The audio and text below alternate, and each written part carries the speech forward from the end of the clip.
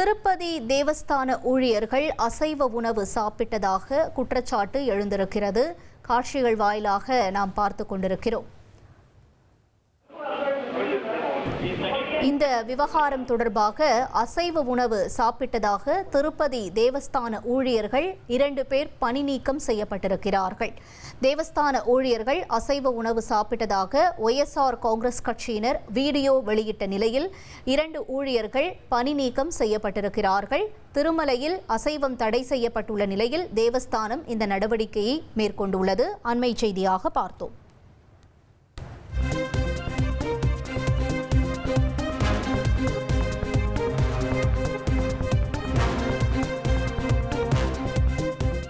உங்கள் தந்திவன் தொலைக்காட்சியில் கர்ணன் தினமும் இரவு 7 மணிக்கு காண தவறாதீர்கள்.